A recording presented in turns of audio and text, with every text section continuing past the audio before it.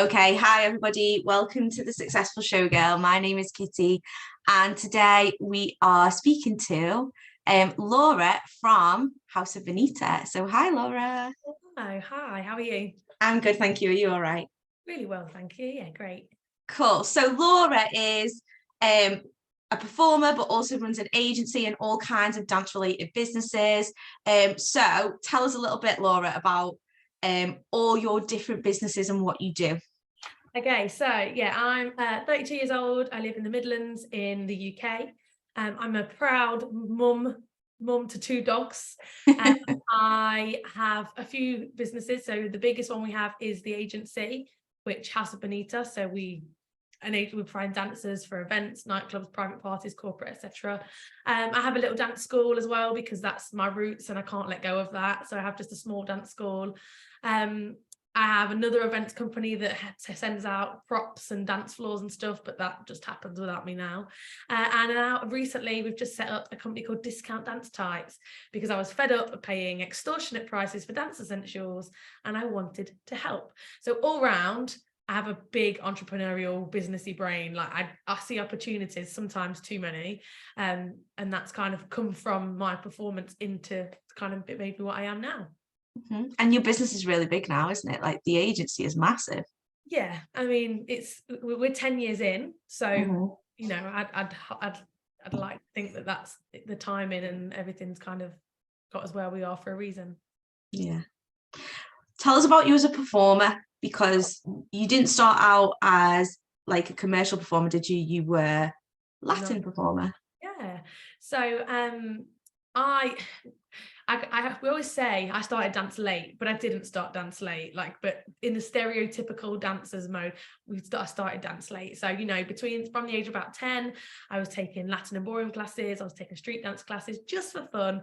You know, yes, I did go to a few competitions and I have those fond memories of my mum with fake tan wipes at the age of 11 and 12 and the rhinestoning on the dresses and stuff like that. But I never really took it too seriously.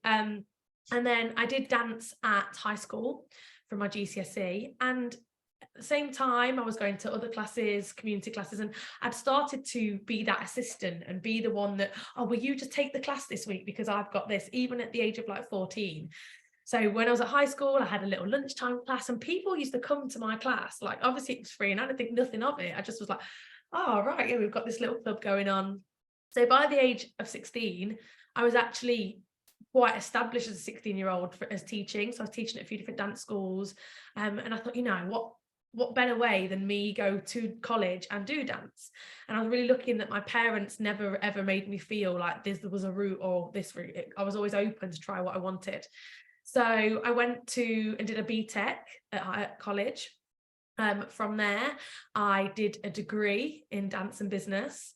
And from there, I did my PGCE in teaching post 16. So teaching people that want to be professionals was my goal, as opposed to, you know, the teaching in high schools where people are kind of not forced, but once they're in it, they're in it. And sometimes they don't want to be there. Education, I would say, didn't teach me to be a professional performer. So I carried on teaching. So obviously how they do it is like, especially if it's a college and not a conservatoire, you know, the BTEC led me on to the degree. And then those people who didn't go off into the professional world or had learned how to be in an education, so then did the PGCE. And then by then I was like, oh, I'm really good at this. Maybe I'll do a master's, and I didn't. But what I did is I then went straight to teaching in colleges. So it's just I feel like the educational system in that sense just has the wheel, and those of you that filter through then become college teachers. So that was a massive part of the initial of my kind of training. And there was actually a really kind of bizarre story in that I was on my last few days of my PGCE. I used to go one day a week, so it wasn't like it was a vast amount of time in the week. And I got a phone call from my mum as I was leaving the car park, and she was crying. I thought, everything okay? What's wrong? She's like, no, your granddad's dead. Like, he's just literally dropped dead on the doorstep and had a heart attack and died. And I had one of those like light bulb moments of, you know, I'd done a bit of work for other agencies. I'd done like the odd few kind of professional jobs and paid jobs, but there was always things, whether it was their organization or the pay structure or the way they treated the performers, I just was like, nah, this isn't what I want to do. So I kind of just done a bit and left it. And then, you know, I had this like light bulb moment when he died of like, you know what, if I want this, I've got to make the opportunities for myself. And it really was like, life's too short. You know, we all have those moments. Life's too short, right? If you're gonna do it, let's do it. So, and I've always liked to be my own boss. So I was like, right, I'm going to do this. I'm going to find like-minded dancers like me in the area. Maybe they've gone into teaching or they've gone and studied somewhere, but have ended up coming back to Leicester. And then I auditioned a team, and it was way more of a hobby for me initially. And so I created my own performance work. So I created the company, and even now I struggle with the word agency. The word like company. We are an agency now because of how we've grown. Yeah. But I would say 90%, maybe even higher, of the work that we do now is an in-house, like we've got our team, and I don't just have a random Facebook page with thousands of people in it. Like we're a tight-knit team. And I think it's more of a company. Yeah. But, you know, back in 2014, we were doing these random little gigs, and sometimes everyone else was getting paid more than me, but I was just loving it. Yeah. So I always feel a little bit of a cop-out, and I know it's not, that I created my own job work, but also other people say, no, it's the opposite. You've got to go out and find the client and deal with the quotes. And because then when I did it, I knew what the client wanted because I was the person on the job. Yeah. I knew they wanted a certain level of energy or to bring something to an event.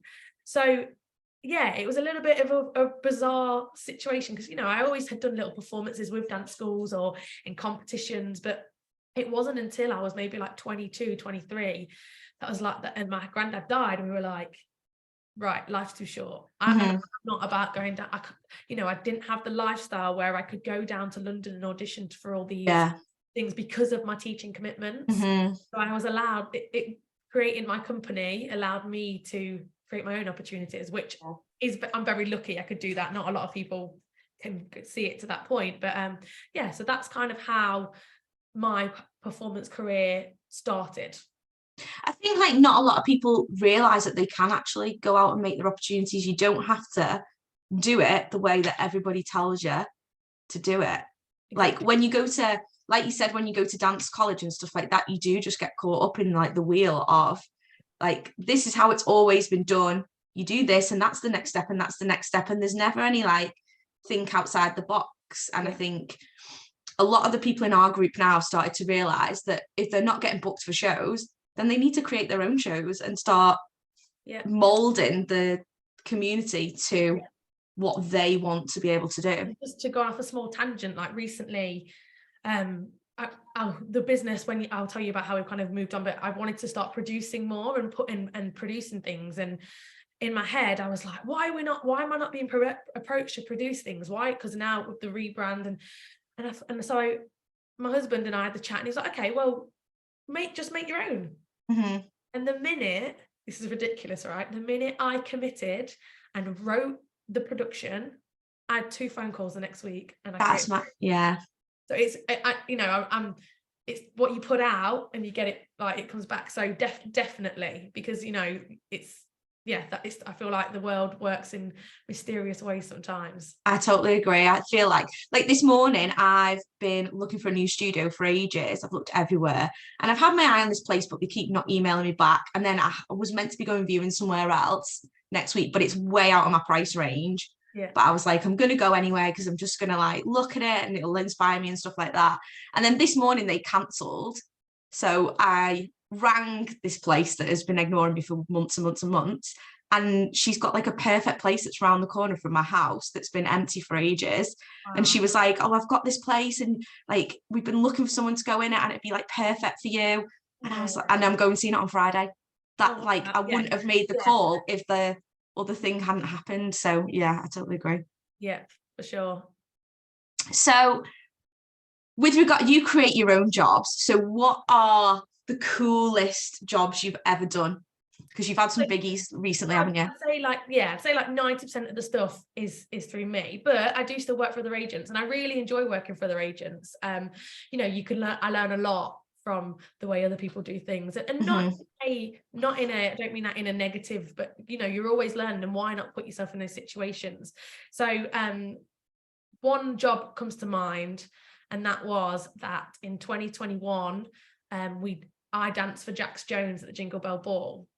And that was through another agency. They approached me and said, you know, will you dance it, choreograph it, help us get the team together?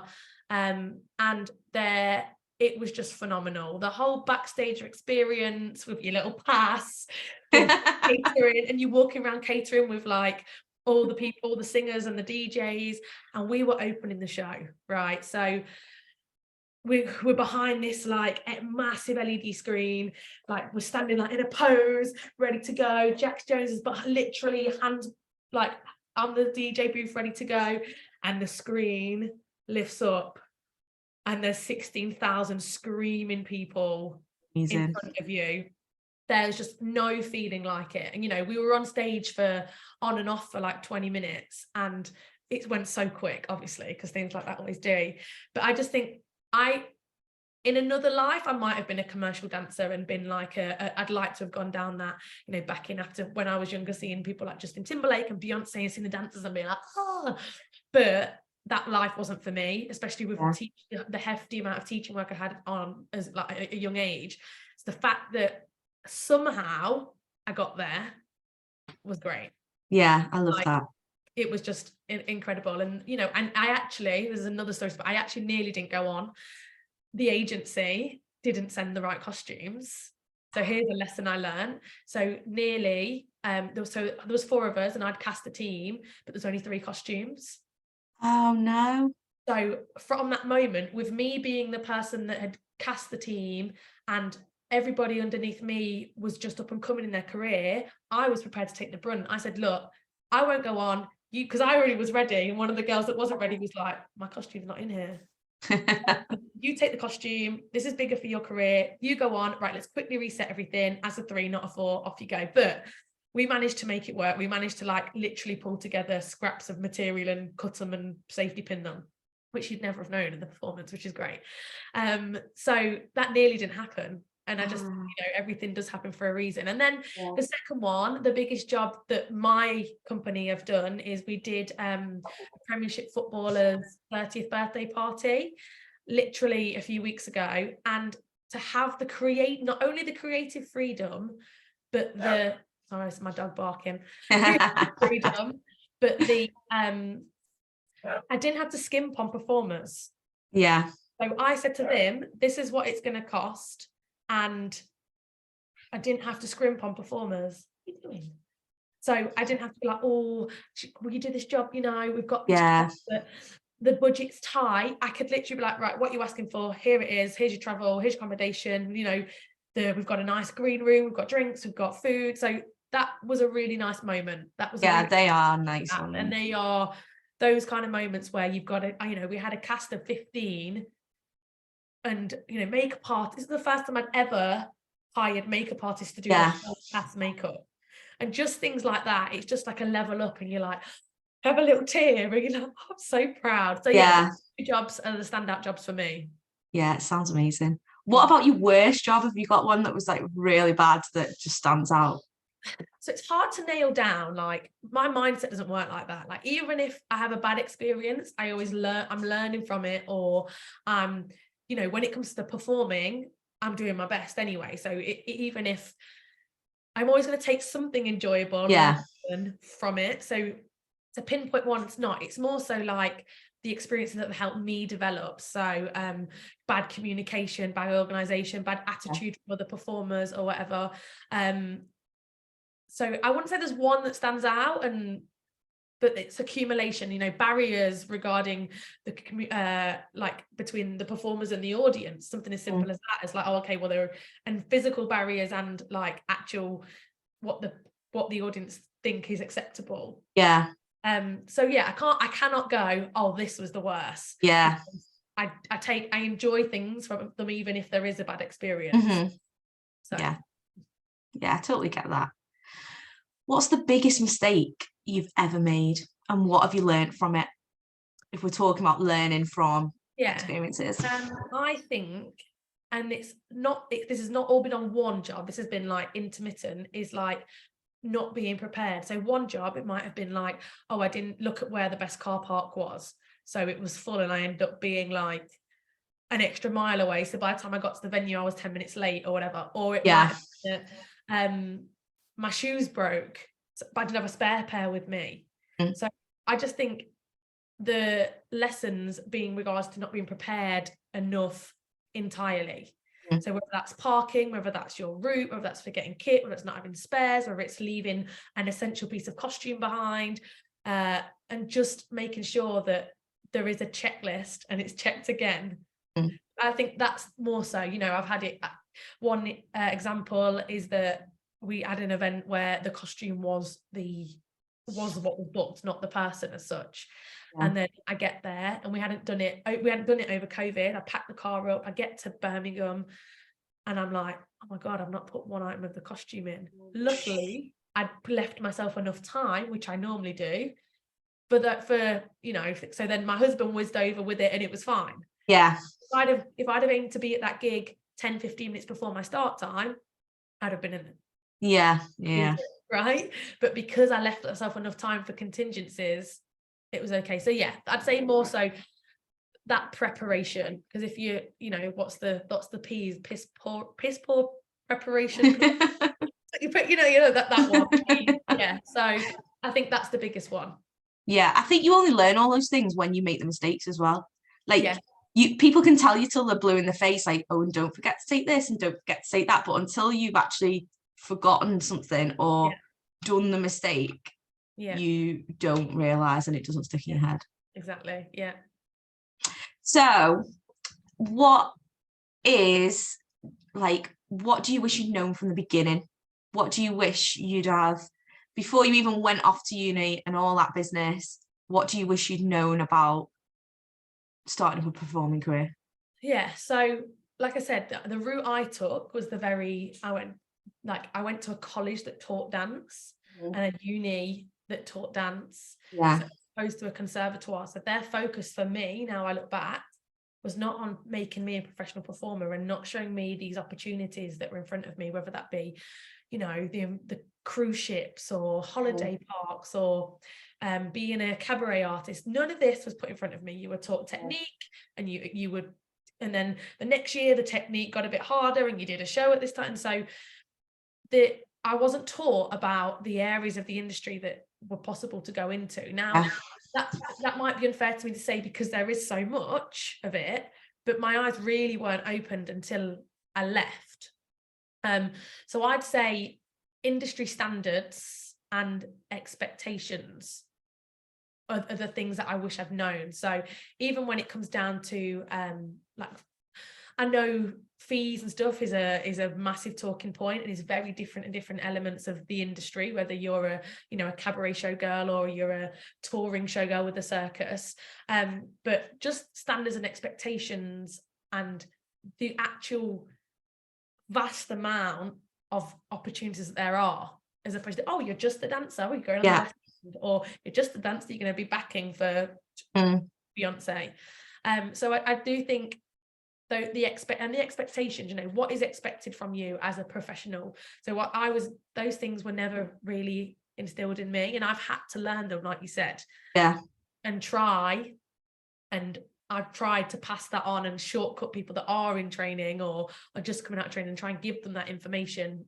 I did through lockdown, had a thing called the Dancers Collective, and that was the whole point, that we were trying to educate that gap between leaving education to going into professional world.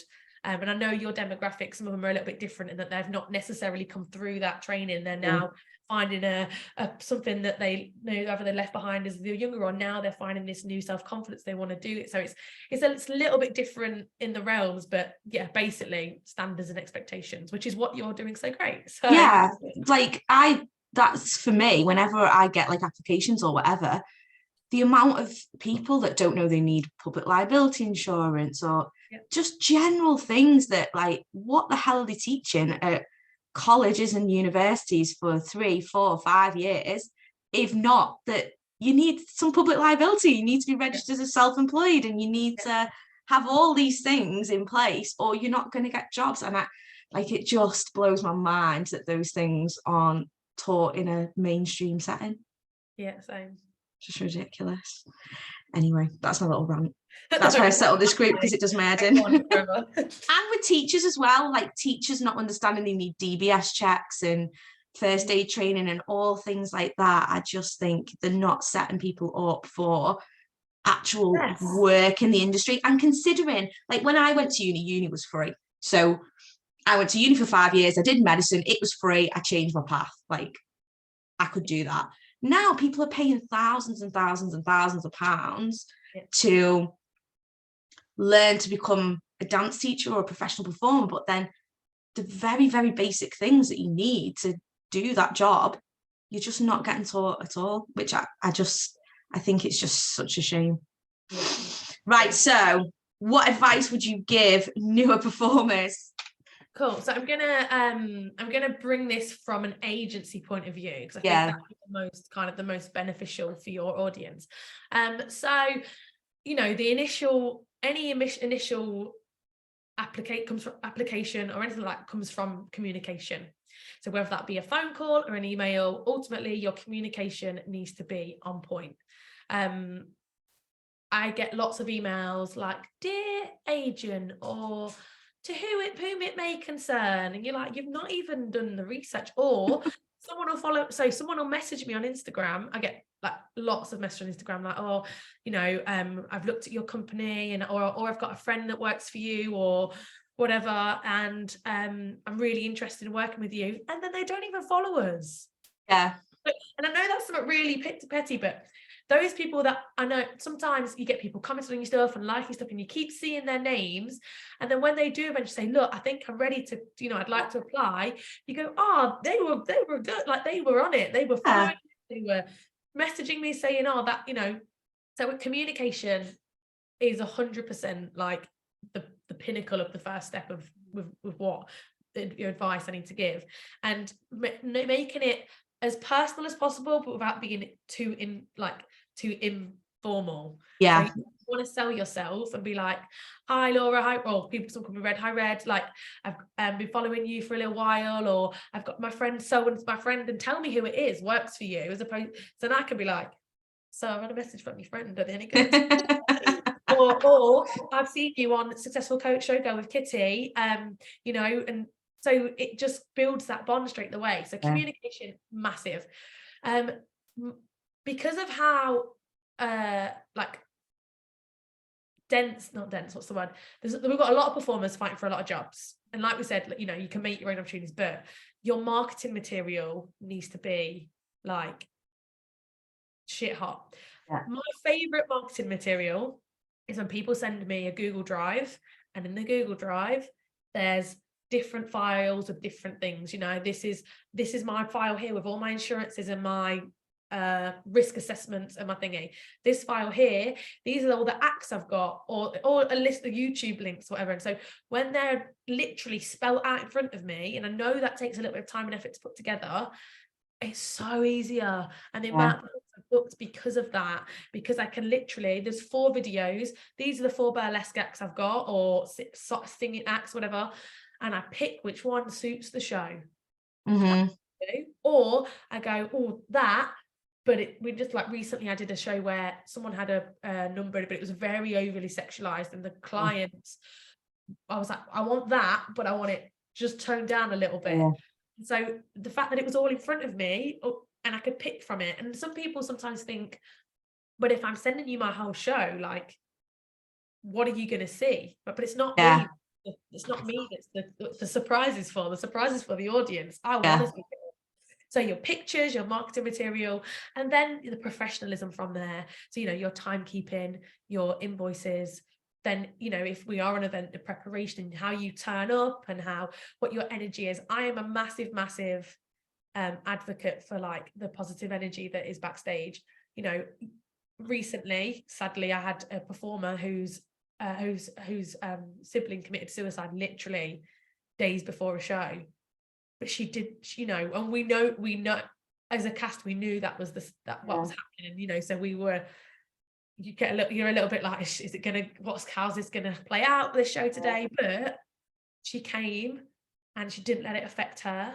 Her energy on stage was incredible, and off stage she was maybe just a little bit more subdued than all, but there was no negativity, and you know, and that's a big thing. If you bring a good energy to a team, of course you're infectious, but people are going to want you back. You know, there's people that I've met across performance world that might not even be the best of in their realm, but their energy and their professionalism speaks more. So yeah. And then the last one, and my most important one, is to be kind to yourself, because this is an industry where, not like many other industries, that we are judged on what we look like. And that doesn't just mean our body, but you're thinking, oh my God, I've got less rhinestones on my costume than the person next. How am I ever going to be a headline act? Or my boa's only like, so you've got to be kind to yourself. This is a journey.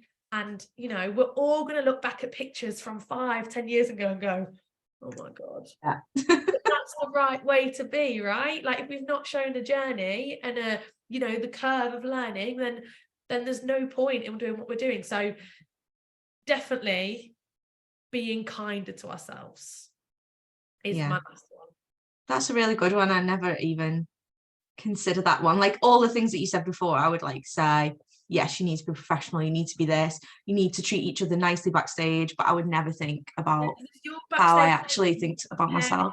Because we do it, like, especially in certain areas of the industry are more like that and certain are less, but especially as performers, as women, we're comparing ourselves to be better, to be, you know, to fit a casting mold. It might be that, oh, why am I not getting any work? Oh, it's because you don't fit this demographic. Yeah. So it will come. But if you've not, in the words of RuPaul, if you don't like yourself, how is anybody else going to be able to accept that as well? You can fake it as much as you want on stage, but there's an energy and there's an aura that comes with it. And your differences are your niche at the end of the day, aren't they, as well? Like, rather than being a cookie cutter fit of exactly the same as everybody else, if you've got something different, that gives you a little bit of leeway to charge different and create something different rather than just applying for the same jobs as everyone else. Cool. Right. What's your favorite thing about being a performer? So I love that I am the center of attention for that moment of something. So, and that we as performers, we have a responsibility to help people have a good time. Whether I am doing a big fire show at a wedding because there's been fireworks, and oh, now there's a surprise fire performance. Whether I am on a podium at like a rave, you know, my energy transcends. And I had this conversation with my husband the other day, because I really, really enjoy doing like freestyle podium stuff. I just love the freedom of the movement. I love vibing off the audience, and I love the music I'm dancing to. So I'm basically being paid to have a good time, like those people on the other side of the barrier are.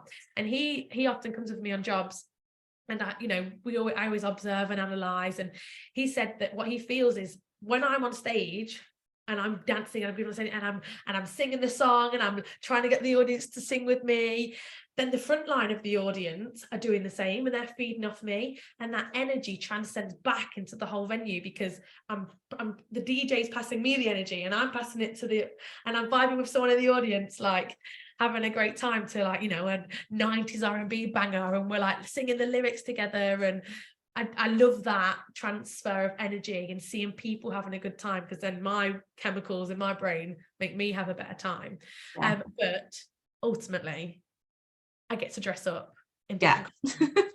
And as an agent, use that word again, in my back garden, I have a massive unit that is just full of costumes and wigs and feathers and gems, and like I can go in there now and I can make myself a costume because of the way I have my setup. Like if I need to fix something, or if I need to make something quick time, I've got the stuff in there to do it. And honestly, like the dressing up is like that's the sometimes, you know, when you've been gigging every weekend and you're like, oh, a lash on again. Yeah. But ultimately, when you're in a costume and you're in front of a crowd, there's nothing that beats that, is there? Like, we like dressing up. That's the whole point of this. I always like compare it to your wedding day. Like, some people will only have that like time where they're totally dressed up and the center of attention and all eyes are on them and getting professional pictures and being told how amazing they are one day in their life, and that's usually their wedding day. But as a performer, you get it like every weekend. All the time. Like, yeah, I'm here again. Ooh. Yeah. Yeah. And I feel like that's like something that sometimes we totally forget, and we don't appreciate that, like, you're in that privileged position where not everybody gets to feel like that all the time. It's not for everybody, hence why we do it. But yeah, dressing up is the best. Yeah, agreed. What's the worst thing about being a performer? I think the worst thing is that 90% of the work is in unsociable hours.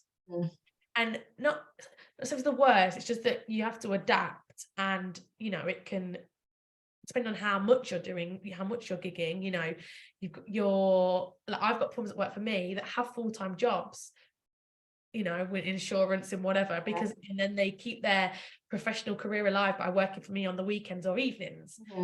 But then it's getting that balance of like, and then going back to what's in my preparation, like, oh, well, you finished work at 5 and you have to be at the gig at 6. Why haven't you got food with you? Oh, because I had work till 5. Like, so I think finding a balance, because it is hard to be a full-time performer.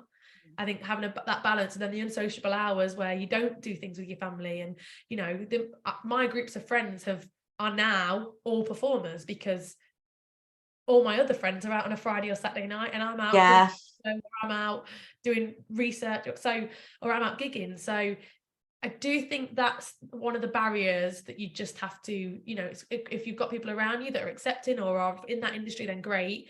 But I do think the unsociable hours of it is like, you think, oh, I wish I could just do this on like a Monday at 10 o'clock in the morning. I totally agree. Like, I'm really lucky because all my friends are like doctors and nurses and midwives and stuff like that.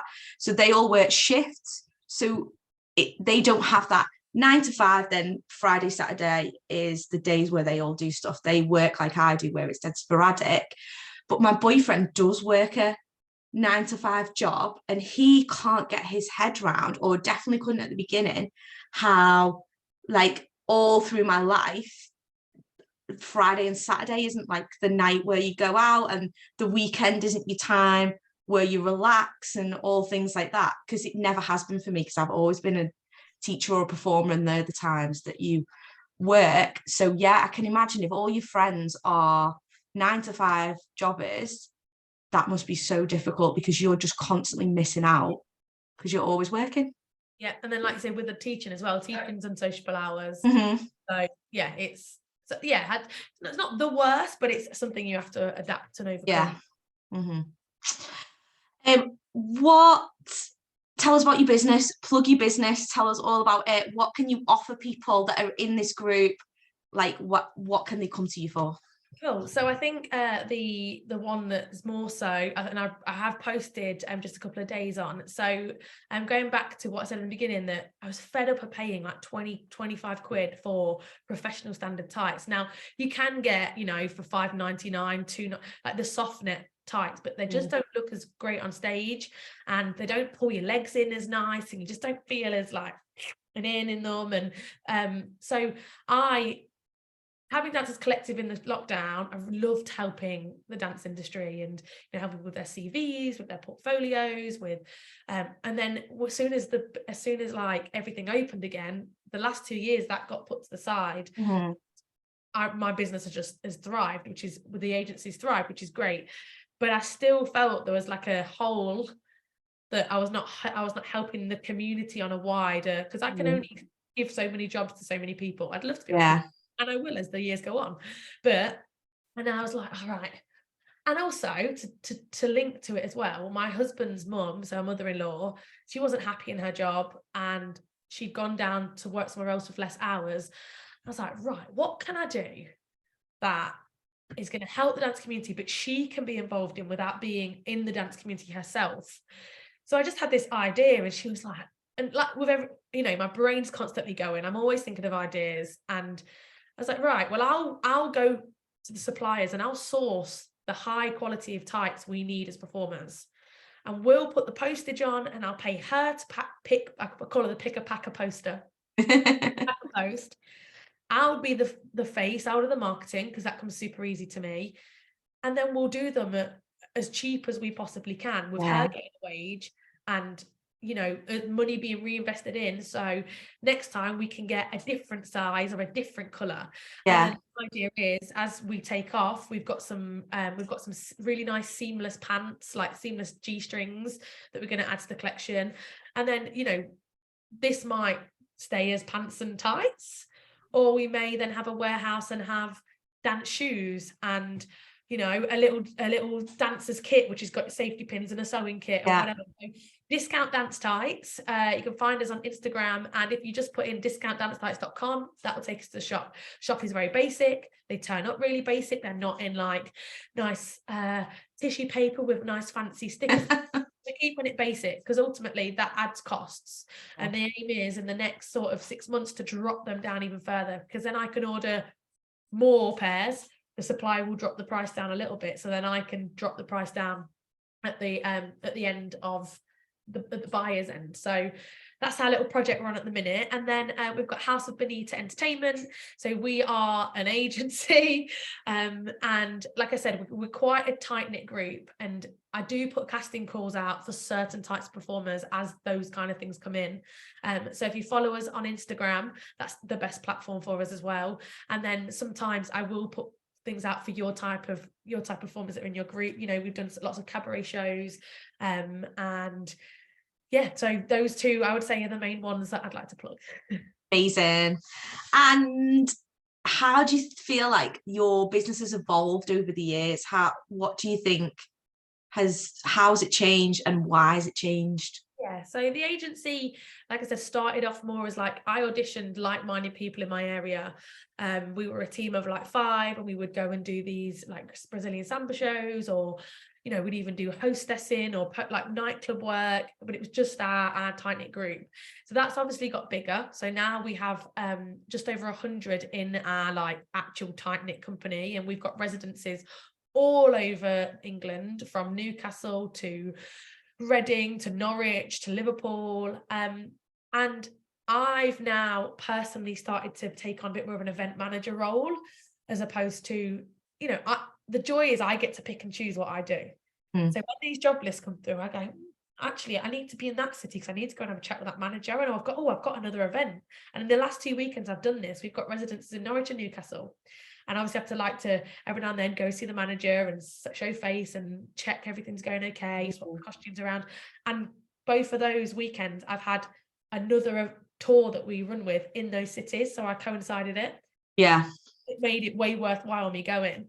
So I've definitely taken a more event manager role, as well as like when we transitioned from Cheeky Bonita Entertainment to House of Bonita, I wanted to be producing more. So I'm producing like a weekly cabaret show in Leicester. When I say a cabaret show, it's the same cast every week. It's a very it's more of a production cabaret show, like individual acts. So to keep the cost down, we have 3 performers, one sings, one does burlesque, and one does spire. So those 3 create a very good show at a very good cost as such. And then we've done some cabaret shows over New Year's. We've just done the big production for the Premiership footballer. I'm just in talks at the minute to put a bit of like a girl band cast together to tour with something else we're touring. I can't say too much about that. So I'm liking the production side more. And yes, it takes up a lot of time and a lot of effort, but it always leads on to bigger things. And once I've got something established, you know, now I've got this cabaret team together. If another venue, then they can go and teach it. Or we've done this cast, we did this big Gatsby event for that footballer. I've got a nice cast with a show that if someone else comes to me, it's done and it's ready. Yes, it's how to get that together initially, but it was a learning curve. So we've definitely gone from me dancing all the time me not really making any profit in it, because I wanted the dancers to be making the money I'm making. So now my accountant going, so we're gonna have to review your quote because doing more transactions, there's more money coming through, and it's now a profitable business. Yeah. I should be taking a good salary from it. So and it still feels like a pinch me moment. Yeah. I enjoy it so much that it doesn't feel like it's a career or it's a job. And the fact that I get to, you know, I think last year, I mean, I think it was, I paid something like £180,000 in wages in the last year. Yeah. I know that's like, I don't know, 18, 15 full-time jobs, but the fact that I've been able to do that, to me, That's amazing. So the bigger we get and the more we grow, I just love that we're getting bigger, and the scale of things. And now I've got somebody else dealing with the small level things, so I can carry on. So yeah, I think it's been nice to see the progression and the evolution, and even like knowing you for the past, maybe 5 years, 6 years. Yeah. You'll have seen the progression as well. Yeah, definitely. Like, it's definitely gotten huge, because obviously we all had that little COVID bit where we were all like, shit, what's going on? That's it, our businesses are all ruined, all that work for nothing. Where actually we've all come back, and I think a lot of people have absolutely like smashed it, and they've just grown, because I think a lot of people have taken the performing business a lot more seriously as a business since COVID. That's what I think personally. Yeah, it's opened people's eyes that you have to earn money to live. Yeah and that as well, like not taking any shit as well now. Like if you don't want to pay me that money, then, or if you don't like the bill, or if you don't like the quote, sorry, I'm up next. Like someone else will. So my mindset has changed, and I had a very small meeting with Maria, who I think coached you for a little while. Yeah, she did. Yeah, just literally in that conversation, it was around when COVID was just finishing, like the self-worth that she made me feel, that I should be not demanding, but my worth went from here to here. Yeah. So that's been and I think that's been the same across other industries. I know I've got friends that are primary school teachers, and now they only do 3 days a week because 5 days a week is hard, and they want to spend time with their family. And I do think it's made a lot of people stronger, more resilient, which has been great. Yeah. Who inspires you? I don't have like individual icons. There's not like somebody on my fridge like a shrine. I'd say what inspired me was, as a kid, having my eyes open to so much. My parents weren't like avid theatre goers, but we would go on. I was lucky enough to go abroad a lot as a kid, to go to lots of holiday parks where there were these shows, and I never thought like, oh, that's me. But I think subconsciously, something, I had really enjoyed it that much that something subconsciously obviously stayed in with me, and that I took that enjoyment from it. So I think that inspired me, thanks to them for taking me to stuff like that, like the cultural kind of environment they gave me. But people like yourself that are empowering people in our industry. So but you're one of them, because you're inspiring people to be better in our industry, and that's what inspires me, because we are in a same kind of similar goal. Entrepreneurs, and I don't know, I'm an avid listener to Stephen Bartlett's Diary. I love Stephen Bartlett as well. Yeah. Now I've started right from the beginning, so I'm only on something like episode 65 of like, he's in the hundreds now. So I've just gone through the part where he's just had COVID, and it was really interesting because as it was coming up to it, he's like, right, in April, guys, we've got this event going on, and I'm sitting there going, well, you've not. You're not me. So I like his interaction with other entrepreneurs. So I wouldn't say the accumulation of the guests he has on, and I am sometimes selective with what the topics are, and is inspirational for me and the other entrepreneurs, because I'm not motivated by money at all. But it is a nice little, if it comes as a secondary action to something, and so, you know, and these talk about what they invest their money in, and, you know, how their business have grown and how they've failed, you know, how something was taken from under their feet. And I have to constantly think like, okay, well, am I giving this person too much responsibility, or and so it's those kind of people that are in business, and, you know, the bigger commercial businesses find inspiring. And last question, what do you think makes a successful showgirl? So obviously success is defined by different people, you know, it's very subjective. But just before I go into it, I just want to say that in my eyes, as from my industry, there are two types of showgirls. And this is where sometimes there's a blurry line in between. To me, you have your cabaret burlesque showgirls that do an act, either in, you know, it could be solo, it could be a troupe, but you've got that kind of showgirl act.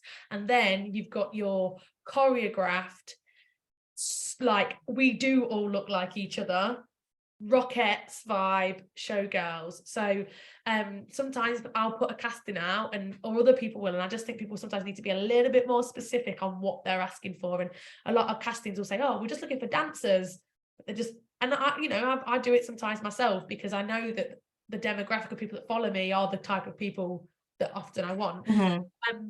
So that's my showgirl way up. I'll make sure I'm more specific on things as well. But I think, you know, success, if you enjoy what you do, if you have good relationships with the people around you, if you have a really good, like, relationship with yourself, if you are always wanting to progress and thrive to be better, and this, going back to when I said about being kind to yourself, not comparing, there's a difference between you, the negative and the positive, like, growth on that. And, you know, you don't have to be doing shows every weekend. Like, it's all a balance. Like who is anybody to tell you you're not successful? I think it's definitely a feeling inside, like, oh, I achieved that. Yeah, I was successful in that. There is no tick box, or there is no expectation apart from those base levels of communication, like being on time, those level of things. So I think that comes from the inner. And the more you learn and the more experiences you get, the more you're going to feel successful. But I felt successful 4 years ago, and I still feel successful now. So it's all to do with where you're at in that moment in time. And I think that's what people need to not think, like, oh, again, back to the comparing, you know, oh, well, so-and-so has been in the industry same time as me, and they're headlining at this, and they've done these amount of shows, and oh, like, I'm watching their Instagram and look at this costume they've just had made. Oh, that must have cost them. Like, that's really toxic to be like that. So the fact that you've done a show, great, well done, success, you did it, like, you got on the stage. So it comes back to that, the kind of being kind and kind of how you portray yourself. And there's nothing wrong with having big goals. There's steps to success to get there, as opposed to, like, just there. And you have to know, like, what you actually want, because what you think you want at the beginning isn't necessarily what you want. Like, I used to think I wanted to be, like, working full-time as a performer every day. Like, I would love to work in, like, a show where you traveled around the country and you were working every night, and I would hate that now. Like, I like just doing, like, a couple of shows at the weekend, if that, and that's it. I'm happy. Like, everybody's got a different version of what, because it's a lot of energy, you know. It's completely differently to working on a desk or working in another sector. So there is the performing, like, you know, people don't realize that you've got all that training and the rehearsal and all the making of the costume and traveling to the gig, and, you know, maybe probably in a city you've not been to before, and, you know, and then the atmosphere when you get to there and learning the stage, and you turn up and the stage is not anything, or the light is not, so it takes a lot out of you. So to do it full time, I don't think is kind of, you know, it's not, I don't think it's the best for you anyway, to have these experiences. It's so tiring, and there's so much that goes into it. But yeah, I agree on that with you. Thank thank you so much. But that was so good. We loved having you. It's amazing. If anyone ever does have any questions, or just anything that you want to ask me, like, welcome to drop me a message on Instagram or on my Facebook. Yeah, I'm always really happy to help. If we don't get a response straight away, I will get back to you. But it's just busy. But yeah, I'm always really happy to help. We will pop all your socials, Laura, under the video. So anybody that wants to contact you or for the dance tight shop and everything, we'll make sure it's all there so everyone can get in touch. Thank you for having me. Oh, thanks so much.